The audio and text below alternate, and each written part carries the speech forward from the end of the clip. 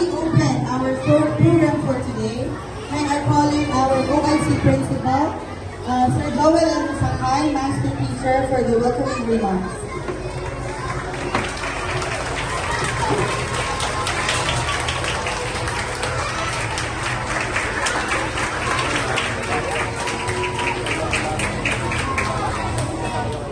Okay, thank you. Good morning. Hello.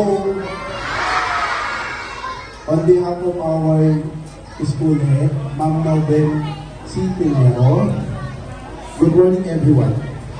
To our honorable guest, Secretary Lorenzo Larguiton, Office of the President,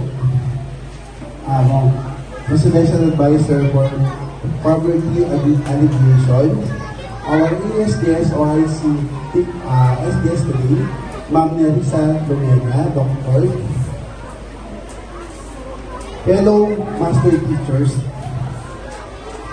Barangay Officials of Barangay 196 and 197, teachers, learners, a pleasant morning to all. This is a history for our school today, Arsenio C. Herrera, because this is the first time that a cabinet secretary, person of Secretary Lorenzo Gadon, will visit our small school. On behalf of 33 strong teaching force, 8 non-teaching personnel, and 727 learners, we humbly welcome you to small but performing Arsenio C. Herrera Elementary School. Children, can you give them 5 claps? Again, welcome to sir. Thank you, Sir Joel Sakay. Another round of applause for Sir and to our guest for today. Okay.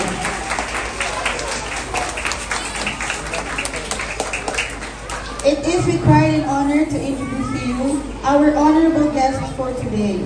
Currently, he is the Presidential Advisor for Poverty Alleviation by President Ferdinand Bongbong Marcos. We are having this program today because he advocates nutrition among Filipino children. As part of his project, Batang Busog Malusog, a project to address youth malnutrition. Without further ado, let's welcome Secretary Lorenzo Larry Gadon for his special message.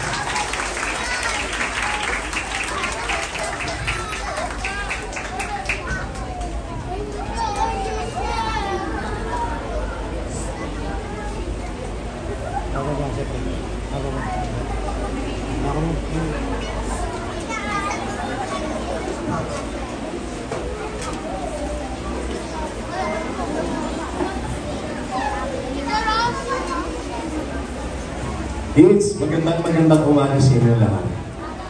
Good morning. Hi.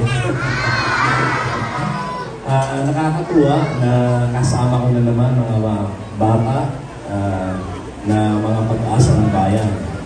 Ang programang ito ay ginawa namin upang makatulong sa nutrisyon ng mga kabataan. Dahil napag-alaman na ang isa sa sanhi ng hindi magandang resulta ng pag-aaral ng mga bata ay yung kulang ang kanilang nutrisyon. Kaya kami sa gobyerno ay nag-isip ng mga paraan kung paano makakatulong.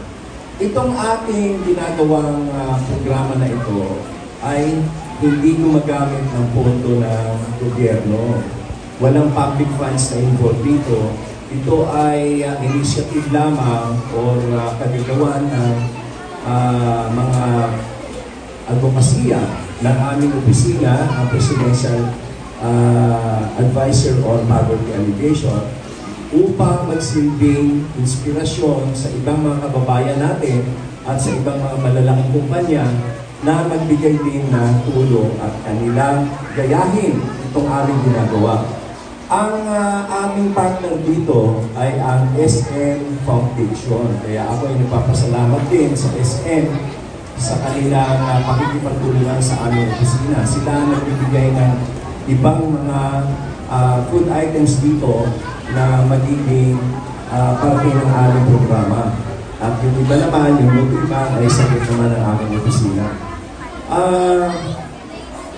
Alalahanin natin, no, mga kabataan, ito ang payo ko sa inyo, pagbutihin ninyo ang inyong pag-aaral sapagkat ito ang tanging paraan o pinakamahalagang paraan upang magkaroon kayo ng magandang kinabukasan. Upang maiangat natin ang inyong mga buhay at ang inyong kinabukasan sa mga darating na panahon na kapag kayo ay handa na sumuong sa totoong buhay.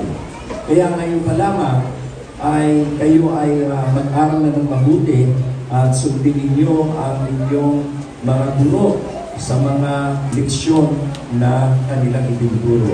At of course, dapat ay alalahanin din natin ang pagmamahal sa Diyos at sa magulang. Kung pa tayo ay maging lumaking mga bata na kapaki-pakinabang at maging mabuting mamamayan.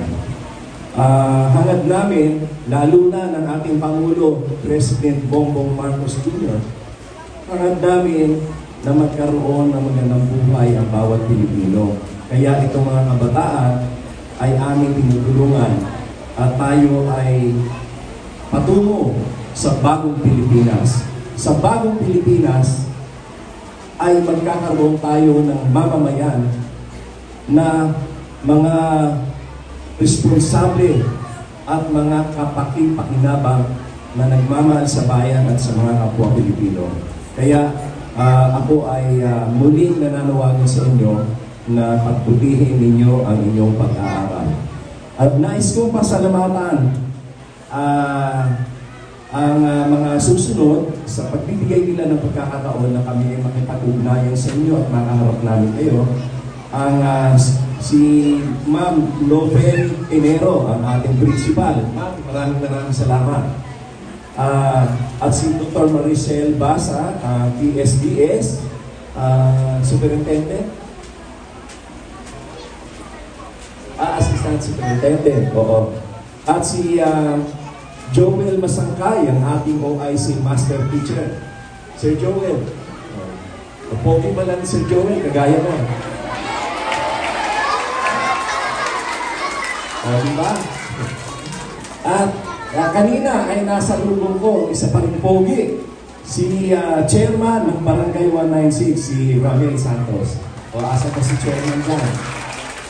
Sila ay mga huwarang na mga naglilingkod sa ating bayan. Kaya atin silang kilalanin at atin silang igalang. At ang ating chairman naman ng Barangay 197, si Arvin Enriquez. No? Isa pa rin yung mukhang artistahin ito. At si Miss Donna Estapia, ang SPPA President. At si Dr. Melissa Lumeda. Kayo pala. Nakita nyo naman, artistahin din. Lahat sila, mga artistahin. Ang Assistant School Superintendent. At ako ay nagagalak na dito sa Manila, ay dito sa Tondo, parte ng Manila, ang district school division na ano dito, ano tawag dyan, yung district office at yung mga district officers dito ay napakahuhusay. Kaya ako ay nagbibigay ng lubos na paggalang sa kanila at ako ay humahanga sa ating mga guro. Lahat ng ating mga guro na talagang ang kanilang gawain ay kapuri-puri at alam niyo ba na napakalaking sakripisyo ang maging guro. Kaya alalahanin natin palagi na ang ating mga guro ay nagpapakahirap, nagsasakripisyo upang kayo ay mabigyan ng magandang edukasyon. At kaya lagi natin silang igalang. lagi natin igalang ang ating mga opisyalis, barangay, lahat ng ating mga public official at dapat ay maging matapat tayo sa ating bansa. Muli, ako ay nagpapasalamat at kayo ay aking binabati ng magandang umaga. Magandang umaga sa inyo lahat.